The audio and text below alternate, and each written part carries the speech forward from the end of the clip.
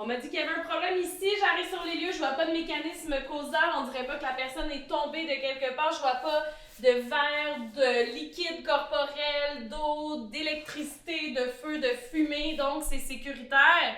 Monsieur, est-ce que vous m'entendez? Monsieur répond pas. Vous, avec la casquette, avez-vous un cellulaire? Oui. Savez-vous où on est? Oui. Vous allez appeler l'ambulance, s'il vous plaît.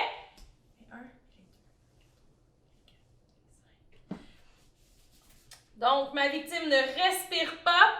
Vous, là-bas, avec la chemise blanche, pouvez-vous aller chercher un défibrillateur externe automatisé? Oui, je vais. Merci.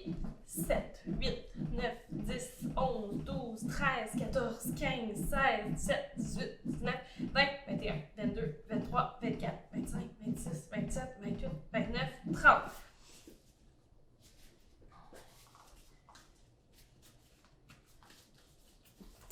Je bascule.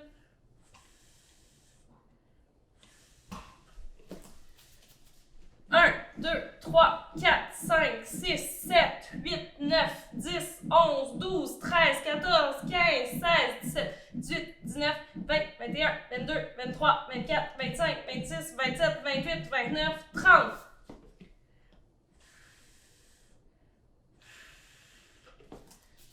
Un, 2, 3, 4, 5. Oh, le défibrillateur arrive, merci. Est-ce que vous pouvez m'aider, monsieur?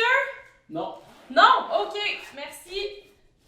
Donc, le défibrillateur arrive, je le mets en marche. Il y a des ciseaux. Appliquez les électrodes sur la poitrine nue du patient comme illustré. Connectez les électrodes au niveau de la lumière clignotante. On va raser, Appliquez les électrodes et connectez-les. essuyer pour les sueurs diaphorès, tel qu'illustré rapidement ici. Appliquez les électrodes et connectez-les. Parfait, on les connecte. Analyse du rythme cardiaque en cours. OK, tout le monde, on se tasse. Ne pas toucher le patient. Personne touche au patient. Choc conseillé. Le choc est conseillé, tout le monde on recule encore. Personne touche, super, moi non plus je touche pas. Écartez-vous. On est sûr. Appuyez sur le bouton orange. Choc délivré.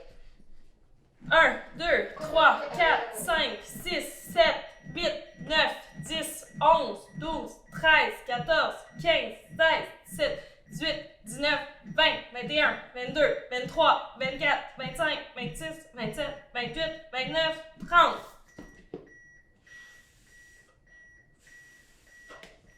Bon, je vais arrêter ici pour le bien de la démonstration.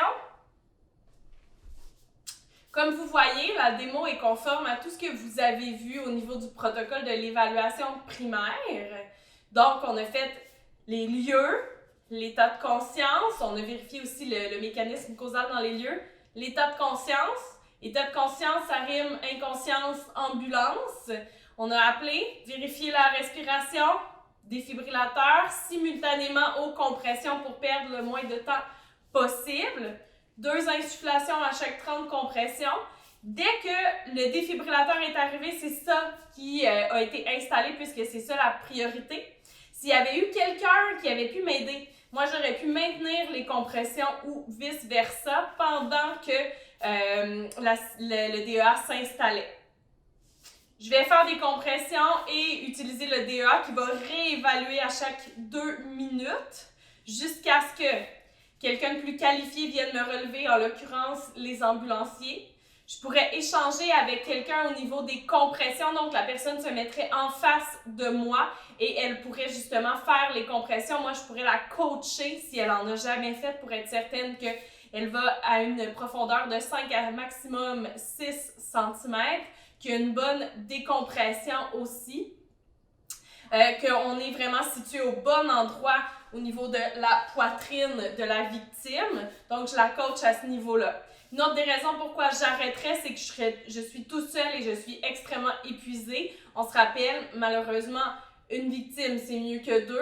Ou si la victime manifestait, avait un changement d'état. Par exemple, si elle reprenait conscience, si elle recommençait à respirer, ou si elle vomissait en sollicitant ses muscles, ou s'il y avait un reflux, étant donné que j'aurais administré un peu trop d'air.